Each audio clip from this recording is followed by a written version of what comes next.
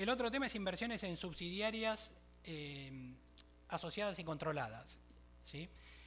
¿Cuál es el punto acá? Si uno en el balance individual, que en Perú es algo que se usa mucho, ¿no? Armar un balance individual de la matriz y después armar un consolidado, aunque no todos quieren hacer el consolidado, todos prefieren hacer individual y el consolidado dicen que no sirve para nada, aunque la NIC 27 claramente dice que el que sirve es el consolidado, ¿no? Y no el individual, pero bueno, eso será un tema de cambio cultural que coincido con Carlos, tiene que ser parte de nuestra capacitación, ¿no? y reeducación contable, pero el punto es en la NIF 1 que si se quiere hacer un balance individual, lo cual en Perú aplica, en ese balance individual, ¿cómo se mide la inversión? La inversión se va a tener que medir al costo o al valor razonable, ¿sí?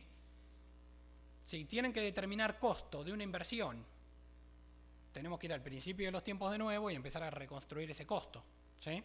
Bueno, acá viene la ventaja de usar la exención opcional y lo que se puede hacer es, en vez de reconstruir el costo de la inversión sobre la asociada en el balance individual que tiene la matriz, se puede hacer un dim cost. Otra vez, se puede hacer una valorización de la inversión a fecha de transición, un reset, y de acá para adelante empezamos a contar de nuevo, ¿ok? Y esto va a ser distinto, ¿sí? Esta opción, esta exención de NIF 1 va a ser distinto a que la compañía en su balance individual tome la política contable de llevar la inversión al costo o de acuerdo a la NIC 39. Es independiente, ¿ok? Entonces, que hagan uso de la exención no los obliga a hacer revalúos de la inversión en el balance individual periódicamente, ¿ok? Similar a lo que estábamos diciendo anteriormente con el costo atribuido en el caso de hacer un revalúo o no del activo, ¿ok? El otro tema es arrendamientos, leasings. En el caso de los leasings habría que aplicar la NIC 17 y evaluar el día que se firmó el contrato de leasing que el contrato era un arrendamiento financiero u operativo a la fecha de firma del contrato, o de acuerdo a la IFRIC, ¿sí? Evaluar cuando hay cambios significativos si sigue siendo un leasing operativo financiero. Bueno, ¿dónde entra en juego la exención opcional? De nuevo, podemos hacer la evaluación del contrato a fecha de transición, para no tener que ir de nuevo a hacer prehistoria contable, ¿sí? A ver si tenía un leasing financiero u operativo, lo puedo hacer directamente a fecha de transición, ¿ok? Pero es una opción, el que quiere lo hace, el que no quiere no lo hace, ¿ok? Todo esto es optativo. Entonces, el que uno elija usar la opción o no, tendría que estar dado en función a, primero, que le aplique o no le aplique el tema, segundo, materialidad, ¿sí? Y tercero, conveniencia. Y la parte de conveniencia es donde uno de nuevo tiene que ser inteligente en ver qué foto quiere que tenga su balance de acá en adelante. Porque una vez que haga uso de la exención a fecha de transición, ya la NIF 1 no se vuelve a aplicar, ¿ok? Ya vamos a seguir todos usando las mismas normas contables de antes. Pero no puedo dentro de 2 años decir, uy, ¿sabes qué? Ahora me había equivocado, voy a aplicar NIF 1 de nuevo. Perdoncito. No, no se puede, ¿ok? Así que seamos inteligentes ahora. Yo sé que muchos dicen, no, tengo mucha chamba, que el trabajo, que la PDT, que tengo que pagar los bonos y encima esto de la NIF 1, no, a mí no me da el tiempo, ¿sí? Yo no lo hago. Si no lo quieren hacer, no lo hagan. Si lo quieren hacer más o menos, háganlo más o menos, pero después no se quejen, ¿sí? Y muchos de los que nos llaman son los que se quejan, ¿no? Los que hacemos consultoría en general, pocos nos llaman antes para ver cómo hacerlo, ¿no? Muchos nos llaman después para ver cómo arreglarlo. Entonces, seamos inteligentes cómo hacemos uso de la NIF 1, ¿ok? De nuevo, estas son las implicancias prácticas de la NIF 1. Esto no lo dice la NIF 1, pero esto lo dice las llamadas telefónicas y los mails que uno recibe. Hay 2 más que quiero ver con ustedes y agregué unos slides atrás de porque me parece más fácil visualizarlo. Uno es activos y pasivos de subsidiarias asociadas y negocios conjuntos. Y va a ser el punto es cómo juega la adopción de NIF, o sea, cómo aplico la NIF 1 cuando la casa matriz y la subsidiaria están aplicando NIF 1 en distintas fechas, ¿ok? Por ejemplo, si tengo un corporativo en Europa y el corporativo, la casa matriz en Europa, ya está aplicando NIF desde el 2005, ¿sí? ya aplicó la NIF 1 en el 2005. Y ahora vengo yo acá en la subsidiaria en Perú a aplicar la NIF 1 de nuevo. ¿Sí? Entonces, ¿cómo es eso? ¿Cómo hago cuando mi matriz ya aplicó NIF 1 en el 2005 y yo la tengo que aplicar ahora? O al revés, si yo tengo que aplicar NIF 1 en la matriz peruana ahora y tengo una subsidiaria en un país que todavía no adoptó NIF, pero lo va a adoptar en el 2012 o 2014, ¿cómo hago? ¿Sí? Si la matriz está antes o después de la subsidiaria y yo estoy en la matriz o en la subsidiaria, tengo ahí exenciones opcionales. Entonces esto es un temita que ahora lo vamos a ver con un slide, porque si lo explico sin el slide no me van a entender. Capaz que con el slide tampoco, pero bueno, me voy a arriesgar. Ahora lo vamos a ver. Y la última es el costos por préstamo, ¿sí? Lo que es la NIC 23, capitalización de gastos, costo de financiamiento para activos calificados. Recuerden que la NIC 23 hay una versión revisada, hasta la versión anterior era optativo, ¿sí? Que se activen o no activen los costos de financiamiento de los activos calificables. A partir de ahora, ya aprobado por el Consejo Normativo de Contabilidad, la versión nueva de la NIC 23, es obligatorio capitalizar costos de financiamiento, ¿sí?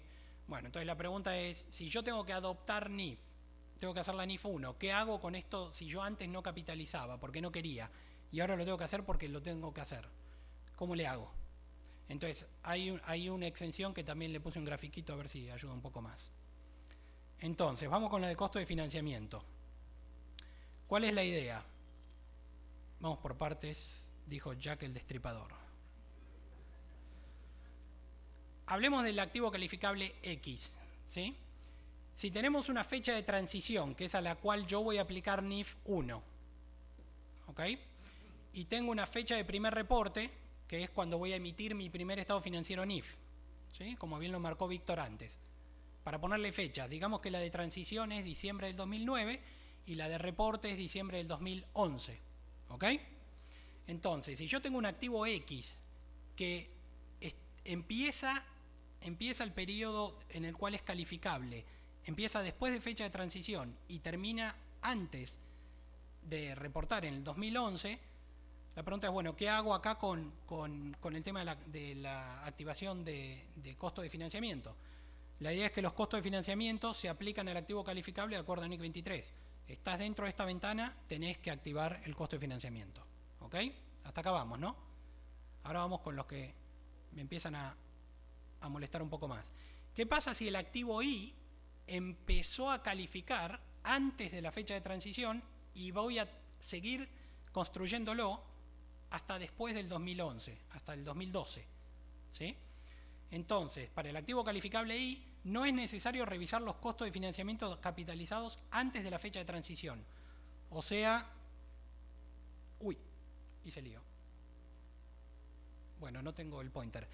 De fecha de transición para atrás, ese pedacito del bloque celeste, no tengo que reconstruir la capitalización de costos de financiamiento.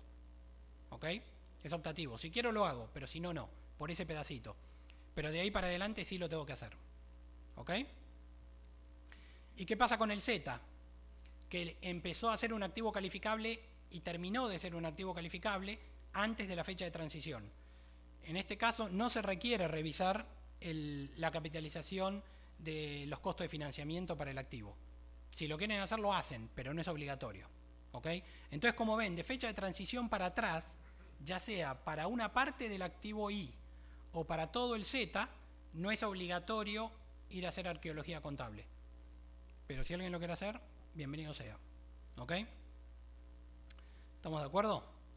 Bien. Espero haya ayudado. Vayamos con la otra. El que estábamos hablando de cuando la matriz y la subsidiaria adoptan NIF en distintas fechas. Veamos el caso de la subsidiaria que adopta NIF después que la controladora. Entonces, tenemos una controladora, digamos la casa matriz, ya adoptó la NIF, supongamos que adoptó NIF en el 2005, empresa europea, ¿sí? Y ahora viene la subsidiaria y tiene que adoptar las NIF en el 2010-2011, ¿sí? Entonces, ¿qué va a pasar? Hay una opción ¿sí? Estamos hablando de NIF 1, opciones.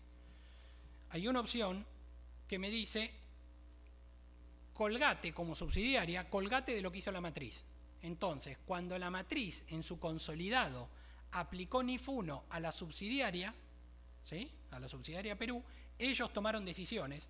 Si alguno de ustedes estaba en el 2005 trabajando en su empresa y el corporativo los estuvo llamando en el 2005, ¿sí? Seguramente recuerdan esas llamadas y esas preguntas, que ustedes muchos no entendían por qué, decían, me lo están pidiendo de afuera, yo le contesto y listo. Esto era lo que les estaban preguntando, ¿cómo aplico NIF 1 a nivel del consolidado sobre la subsidiaria Perú? ¿Sí?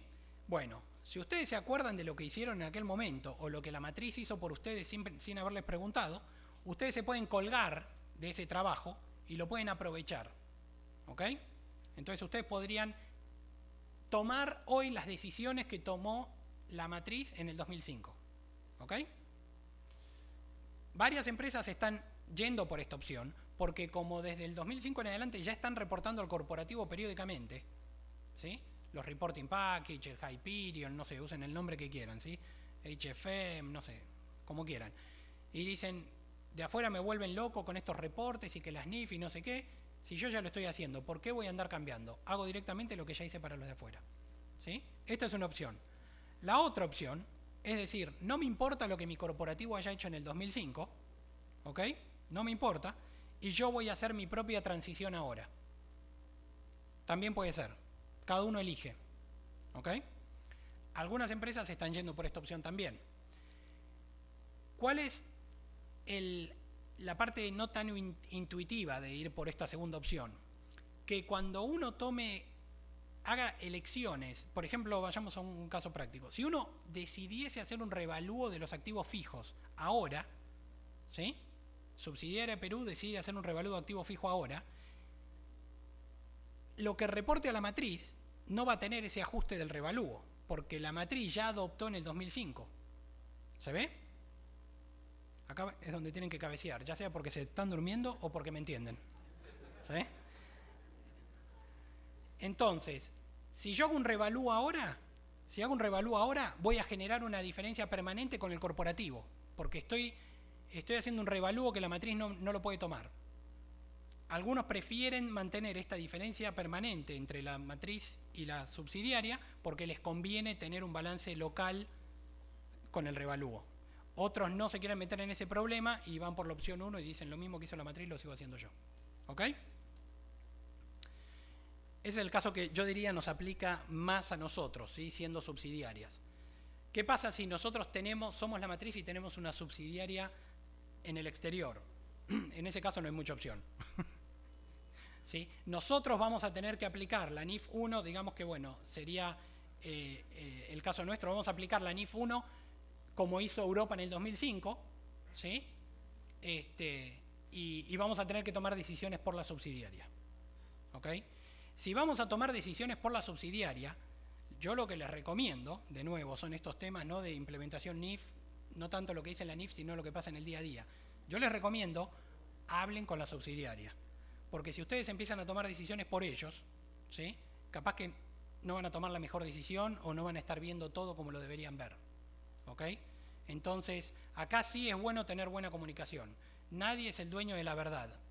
Ni el contador, ni el consultor, ni la matriz, ni la subsidiaria. Acá lo mejorcito que pueden hacer es comunicación abierta y continua. ¿Ok?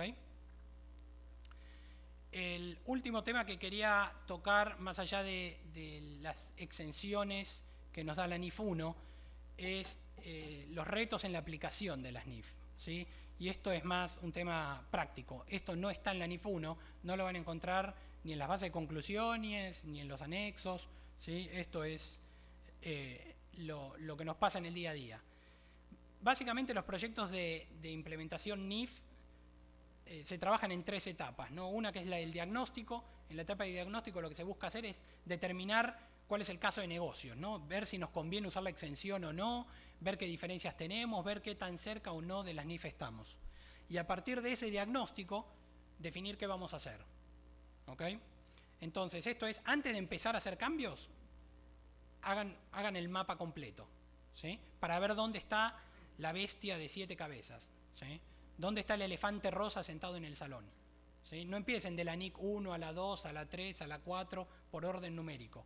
Vayan de lo grande a lo chico, de lo grave a lo menos grave. ¿Sí? Cuando tienen ese mapa hecho y no hagan ningún ajuste, no decidan nada. Solo vean dónde están parados. Cuando saben dónde están parados, ahí definan qué es grave, qué no es grave, qué es prioritario, qué no es prioritario y dónde está el cuello de botella. ¿Ok? Una vez hecho ese diagnóstico, ese mapa, pasen a implementación. Y ahí sí, se arremangan y empiezan a hacer ajustes, cálculos, revalúos, todo lo que haya que hacer. ¿Sí? Pero si no tienen un plan de acción, mejor no se metan en implementación porque se la van a dar contra las paredes. ¿Ok? Y después viene sostenimiento, que es sostenimiento básicamente es facilitar el reporte continuo bajo NIF. Esto es desmembrar el proyecto de implementación NIF. ¿Sí? Si alguno implementó SAP, Oracle o no sé, pasó por implementación de nuevo plan contable, sabe que lo primero que hay que hacer es saber de qué se trata. Después hay que hacerlo y en algún momento hay que terminar con el proyecto, ¿no? Cuanto antes. Bueno, la etapa de sostenimiento busca eso, busca que no se enquiste el consultor, ¿sí?, en la empresa o que no se enquiste el grupo de implementación NIF viendo esto de las NIF. En algún momento hay que volver a la vida. ¿Ok? Y acá están las distintas dimensiones. Rápidamente el tema contable ya lo tocamos, el tema de impuestos y de tecnología también lo tocamos, pero tengan en cuenta procesos, riesgos, va a haber una sesión después que hable también de riesgos, ¿sí? Vean la parte de capacitación. Vean un poco la entidad en su conjunto, ¿ok? No se queden solo en la arista contable. El tema contable es solo una faceta de todo este proyecto. No es un ejercicio del contador, es un ejercicio de la gerencia. Van a cambiar el balance, van a cambiar políticas contables, van a cambiar depreciación a futuro, van a cambiar el EBITDA. Si cambian el EBITDA, van a cambiar la base para distribución y pago de bono. Si cambian la base para pagar el bono, recursos humanos se les va a venir encima, ¿sí? La gente se les va a venir encima. Va a decir, ¿por qué no me pagaron mi bono? Ah, porque no cumplimos el objetivo de EBITDA. ¿Del qué? ¿Y a mí qué me importa? Yo vendí lo que tenía que vender. Ah, no, habla con el contador. El contador cambió la aplicación de NIC 18, habla con él. ¿Sí?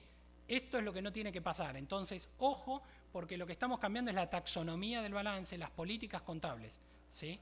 Entonces tengan mucho cuidado y no piensen en el balance a fecha de transición, sino que piensen en la empresa a futuro. Estamos haciendo los basamentos, ¿sí?, de lo que la empresa va a hacer. Entonces seamos bien inteligentes en cómo vamos a implementar la NIF. ¿Ok? Bien, eso era un poquito los temas que teníamos para tocar con ustedes, con Víctor. Espero que les hayan servido y desde ya estamos en el panel a su disposición. Gracias.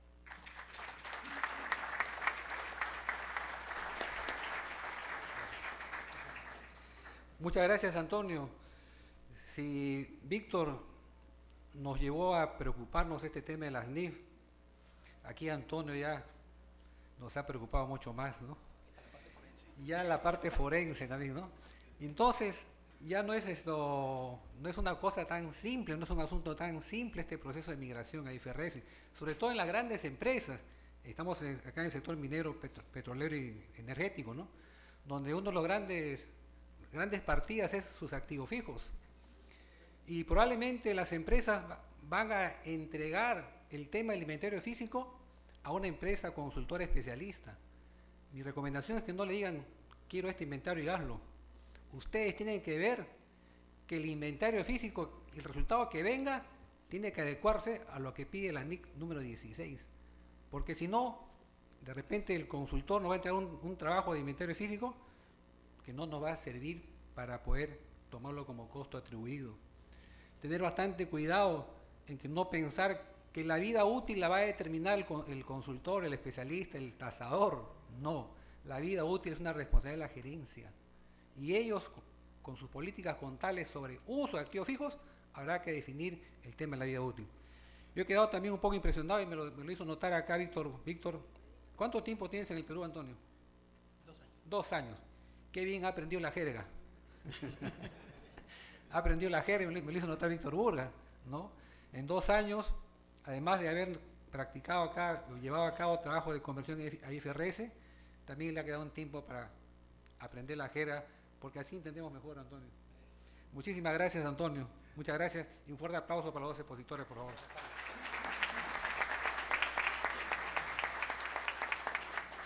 Vamos a continuar ahora presentando a nuestros panelistas.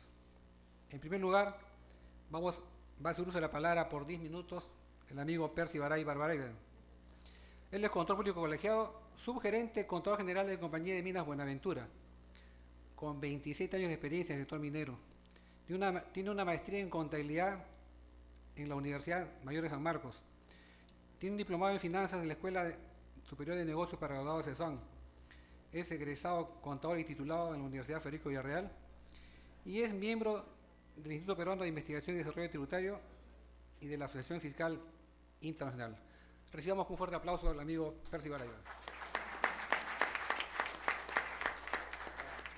Ante todo, mi agradecimiento al Colegio de Contadores Públicos de La Libertad y a la Sociedad Nacional de Minería y Petróleo y Energía por la invitación.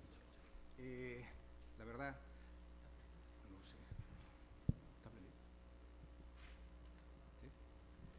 ¿Me escucha? Ahora sí. La verdad, ya no sé qué decir, qué agregar con tamaños expositores que me han precedido, el caso de Víctor, el caso de Antonio. Pero bueno, algunos conceptos que van a reforzar un tanto lo que Víctor y Antonio han dicho y por otro lado contarles un poco de la experiencia que tengo en la adopción de la CIFRS, porque Buenaventura es una empresa que está supervisada por la ex CONACEP y tiene que sí o sí ir a hacer la adopción al 31 de diciembre del 2011. Y para esto también vamos monitoreando nuestros avances. Casualmente el 31 de agosto, ayer, tuvimos que presentar nuestras cifras de la etapa de la transición que mencionó Víctor y Antonio, ¿no? Bueno, los retos en la adopción de NIF para las empresas y los profesionales. ¿Qué significa esto, no? Significa encontrar un lenguaje común para todos y que la información que ponemos en los estados financieros signifique lo mismo para todos. Eso es básicamente lo que se persigue. No es solo un problema de los contadores, lo es también de las mismas empresas que elaboran la información financiera, lo es de los usuarios, del gobierno, de los trabajadores, de los inversores y de los analistas. La adopción NIS parece fácil, pero en verdad no lo es. Significa investigar, significa planear, familiarizarse con términos tales como fair value, valor razonable, impairment.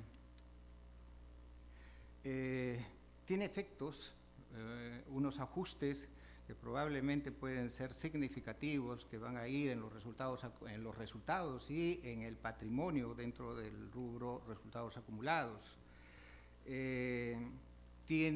También nos exige revelar cosas que antes no se hacían. Es bien trabajoso hacerlo, identificar, familiarizarnos sobre todo con toda la nueva terminología que constantemente escuchamos pues, de nuestros asesores, en este caso los auditores externos, ¿no? Bueno, ¿qué es lo que hemos nosotros encontrado en nuestra práctica? Lo primero fue en el rubro de los inventarios. En el rubro de inventario nosotros generalmente controlamos todo lo que son los repuestos. Y dentro de los repuestos, la NIC 16 nos dice pues, que tenemos que hacer una identificación de los repuestos críticos, los repuestos significativos, ¿no? Los insurance spare part, los capital spare part, creo que le llamo la nombra, que son los repuestos significativos. ¿Y cuál es la diferencia entre uno y otro? Los spare part, los repuestos llamados críticos, son aquellos que la empresa los tiene y que eventualmente los podría usar si es que una maquinaria sufre una paralización imprevista. y los tiene específicamente para esa maquinaria. En este sentido, nos dice la norma que esos repuestos tienen que ser reclasificados al rubro de maquinaria y equipo, y su depreciación debiera hacerse en el mismo periodo de tiempo que le asignamos al activo fijo. Por otro lado están los repuestos significativos, que estos sí vienen a ser los de reemplazo que se pueden tener y que nos dice la norma que también tienen que ser reclasificados a inmuebles, maquinaria y equipo, pero su depreciación tiene que ser empezar una vez que se instala el repuesto en el activo con el que se le relaciona. Un ejemplo de esto podría ser en la actividad minera. Nosotros tenemos en la minería a tajo abierto, tenemos unos camiones cuya vida útil puede tener pues 7 u 8 años, pero el motor se le cambia cada 3. Entonces las empresas compran los motores y los controlaban dentro de este rubro de inventarios. Ahora ya no lo van a hacer así, van a tener que cambiar su política de control y eso va a pasar a ser parte del activo fijo, y una vez que pasan los 3 años de ese motor que está funcionando en el vehículo cuya vida es de 7 u 8 años, es reemplazado el antiguo por este nuevo. Se le da de baja contablemente y se pone el otro cuya vida útil ya está en función diferente, en este caso es 3 años, al del activo con el que se le relaciona, que son pues los 7 u 8 años, ¿no? Eso en cuanto a lo que son pues estas clasificaciones de los repuestos incluidos en el rubro de inventarios. Dentro de lo que es el activo fijo, es cierto, hemos escuchado a los expositores que nos comentaban pues que tenemos que darle un costo atribuido a los activos. Y básicamente, ¿por qué? Porque aquí en el Perú, de acuerdo con los principios contables, nosotros hacíamos ajuste por inflación cuando verdaderamente no estábamos en una etapa hiperinflacionaria que hablaba la norma, que es pues cuando la inflación pasa de los 3 dígitos, ¿no? Entonces, como quiera que el costo que nosotros tenemos de los activos no refleja su real valor, su valor razonable, entonces se necesita, para no estar retrocediendo, para sacar esos ajustes, es que se necesita esta tasación. Y una tasación no por cualquier persona, esta persona tiene que ser un profesional calificado y estar registrado, en este caso, en el registro que para el efecto tiene la superintendencia de banca y seguros, creo que es CONOCEP, ¿no? Que tienen que estar ahí. Bueno, entonces es cierto, él nos dice cuál es ese valor de tasación y también nos hace un estimado de la vida útil, la cual tiene que ser confrontada con lo que nosotros tenemos. En realidad se le confronta pues con el lugar donde está trabajando el activo. Puede estar trabajando en una mina cuya vida útil es menor o mayor que la vida estimada del activo, con lo cual lo tenemos que ajustar a lo que es la vida de la mina donde está trabajando. Se presentan varios casos en lo que es el activo fijo y es importante analizarlos uno por uno porque el efecto tributario que podrían tener es también importante y es un cambio del concepto que tiene la gerencia de la depreciación de la vida útil de los activos, donde acá bajo Perú GAP ha sido pues una costumbre la vida útil de los activos hacerla en función a la vida tributaria en vez que la vida útil, y ese ha sido el concepto que se ha manejado.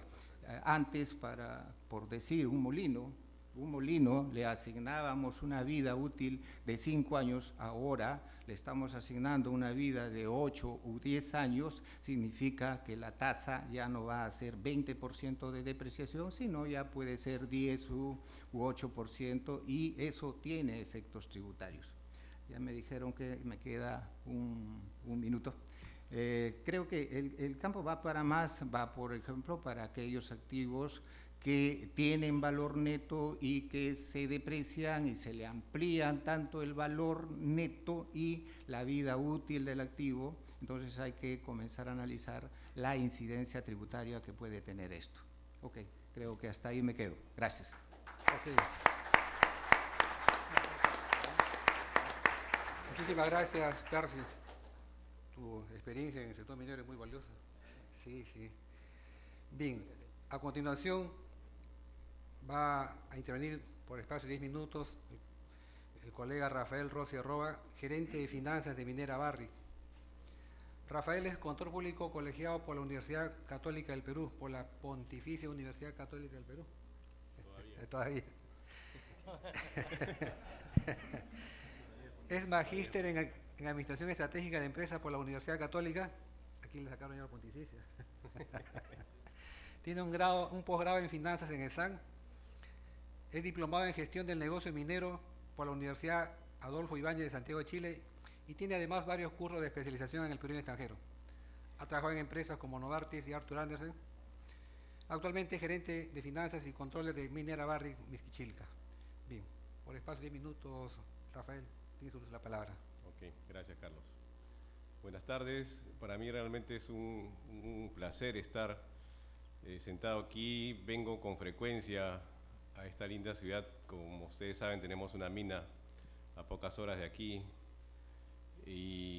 pero generalmente vengo en tránsito, ¿no? hacia el aeropuerto. Esta vez he estado más tiempo y además es un gusto estar compartiendo algunos minutos con colegas, con futuros colegas, con colegas de prestigio, con ex compañeros de trabajo como Víctor en Arthur Andersen. Realmente es un honor y a la vez creo que puedo contarles algunas cosas que venimos haciendo en Barrick que les pueden ser interesantes. Les cuento que Barrick a nivel mundial decidió adoptar las NIF, para ellos IFRS, a partir del año 2010 en paralelo, y a partir del 2011 exclusivamente reportes bajo IFRS. Entonces, ¿qué sucedió? Que nosotros en el Perú, siguiendo el ejemplo que comentaba Antonio, como subsidiaria, acompañamos en este camino a la Casa Matriz, ¿no? La Casa Matriz nos dijo: ¿quieren ustedes seguirnos? Y es más, ni siquiera dijeron quiénes, sino tienen que seguirnos y caminemos juntos, ¿no? Entonces, en 2010 hemos reportado en paralelo, bajo US GAAP, IFRS hacia Toronto, y en el Perú bajo principios peruanos, fundamentalmente, ¿no? Pero ya estábamos listos para reportar bajo IFRS. Tan es así que durante el primer trimestre de este año, por si acaso, por si no lo saben, Barrick es una empresa que reporta a la CONACEP, hoy la Superintendencia del Mercado de Valores, y nuestros estados financieros pueden ser vistos en la página web cuando gusten. Tenemos unos bonos emitidos hace unos años que nos obligan a reportar a la CONACEP, ¿no? y hacer público nuestro estado financiero. Entonces, reportamos el primer trimestre del 2011 bajo NIF. Obviamente la CONACEP nos dijo: ¿qué? O sea, si esto es obligatorio recién a fin de año, pero es opcional hacerlo antes, ¿no? Bueno, sí, pero todavía no lo han hecho ninguno, pero ¿los puedes aceptar? Sí, nos dijo, ¿no? Así que en eso estamos. Llevan 2 trimestres que venimos reportando bajo NIF. Obviamente hay preguntas que surgen de parte de ellos y nosotros, nuestros técnicos, las absolvemos, y hasta ahora nos ha ido, creo, bastante bien. Es un camino, como se dijo, largo. No es un trabajo de 2 días ni hacerlo con la mano izquierda. Es un trabajo que nos demora a nosotros, como les comentaba, todo el año 2010 en paralelo, pero que si se hace con un buen plan, con un buen cronograma y con una buena asesoría, sale y realmente no es traumático. Es largo, sí, pero no es traumático. Entonces, el primer consejo es tratar de hacer un buen programa, tratar de tener la asesoría adecuada, sea de sus auditores externos, sea para los que somos subsidiarias de su casa matriz, de ambos, etcétera.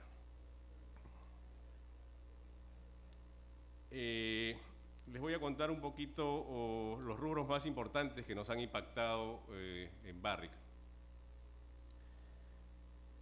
Uno de ellos es el tema de exploración y desarrollo, que en el caso de la mina que tenemos aquí, Lagunas Norte, tenía montos importantes en los años previos a la operación, ¿no? Estamos hablando de antes del año 2005. Estos montos, siguiendo las NIF ahora, debían capitalizarse y así se ha hecho. Un monto también importante para mineras de tajo abierto como nosotros es el famoso deferred stripping o el desbroce diferido, ¿no? Entonces también lo que antes se consideraba como parte del costo operativo, cuando se siguen determinadas pautas, es decir, hay campañas de desbroce, hay ratios que están por encima del promedio, etcétera, diferentes criterios, estos costos de desbroce se deben capitalizar y amortizar progresivamente a lo largo de la vida de la mina. Este es un impacto importante para nosotros que ha implicado obviamente que había que hacer trabajo retroactivo desde los inicios de las minas, en el caso de Lagunas Norte del año 2005 y Pierina Huaraz del año 98. Pero se hizo la arqueología y creo que finalmente no fue tan complicado. El activo fijo también ha sido obviamente un rubro importante, como se entiende en las mineras, y nosotros, siguiendo la política de la casa matriz y de acuerdo al NIC 16, estamos trabajando con el costo. Nosotros tenemos la ventaja que nuestra contabilidad está en dólares, por convenio de estabilidad, por moneda funcional. Entonces tenemos los estados financieros, los que los puedan ver en la CONACEP, en dólares. Esto hace que de alguna manera este tema del ajuste por inflación no esté impactado y la moneda refleje de alguna manera un cierto valor real, ¿no? Además teníamos el tema y tenemos el tema de que nuestra depreciación es en base a unidades de producción, ¿no? Entonces esto también permite que conforme se alarga la vida de las minas, que hoy en día está ocurriendo con cierta frecuencia, gracias al precio de los minerales, conforme se alarga la vida de las minas, también se actualiza la amortización respectiva, ¿no? Entonces, por estas razones, el valor del activo fijo de alguna manera refleja razonablemente, ¿no? Valga la redundancia, el valor del bien, ¿no? Entonces, tenemos esto con el activo fijo. El tema de los componentes también era otra historia que había que tener en cuenta. Entonces, qué componentes se capitalizan, cuáles no, por qué, y como ya se ha hablado, tienen que ver con criterios de vida útil distinta, de materialidad, etcétera. Al final se sacó una lista de componentes, casos típicos como se mencionó, los motores, las tolvas, las transmisiones, etcétera, que hoy en día son capitalizables. En este caso sí no se hizo trabajo retroactivo, sino se dijo a partir del momento todo lo que se compre y se consuma va a ser capitalizado. Lo antiguo que quedó en el costo en su momento quedó. Otro rubro, el de la participación de los trabajadores, que para efectos locales se venía reportando, como ustedes saben, en una línea anterior a la línea de impuesto a la renta, casi abajo del Estado de Ganancias. Hoy se separa en dos, ¿no? La parte que va a los trabajadores va en el costo operativo, y la parte, los excedentes que van al fondo de empleo, que en el caso de las mineras son montos importantes, van en la parte inferior del estado financiero. También se afecta por el tema del diferido, que hoy ya no se calcula para esta partida. Otro tema es como se mencionó, el costo de cierre de mina. Hoy tiene algunos criterios distintos a los que tenías antes, como las tasas, como el hecho de que, por ejemplo, mis valores estaban hechos al costo de contratación de un tercero, y hoy yo puedo evaluar el costo de cierre a mi costo propio, es decir, cuánto me cuesta mi mano de obra, mi hora hombre, y ese es el costo que yo pongo en mis costos de cierre. También se afectó de manera importante el costo de cierre de la mina. Y uno de los rubros que también hoy en día está generando un cierto movimiento es el tema de los costos de perforación, o el drilling cost que le llaman, ¿no? Antiguamente tenía que tener una probabilidad de más del 80% para ser capitalizable, y hoy si la probabilidad está en el 50% o más, ya bajo NIF se puede capitalizar, ¿no? Es una discusión que obviamente nos lleva siempre a conversar con la gente de geología, etcétera, para encontrar el porcentaje correcto, pero es un poquito más agresivo el concepto para poder capitalizar. Como les decía, pueden consultarnos cuando gusten, sea por mail, por teléfono, pueden entrar a la página de CONACEP, a través de la sociedad, ¿no? Y podemos ayudarlos con gusto en experiencia de adaptar las NIF. Tenemos la tranquilidad que ya lo hemos hecho y sí se puede, ¿no? Es un trabajo muy bonito, nos ayuda mucho a los contadores a entender muchos rubros que son a veces complicados, pero vale la pena el desafío. Sí, gracias. Pues sí, un aplauso. Muchísimas gracias. Para este segundo bloque, donde se verá las incidencias tributarias en la aplicación de las normas internacionales de información financiera, oficiará como moderador el señor Ulises González Urrell. Él es economista, egresado de la Universidad Nacional de Trujillo. Ha realizado el PADE de Marketing y PADE de Finanzas en ESAN. Asimismo, en el programa de formación empresarial, Universidad Privada de Piura.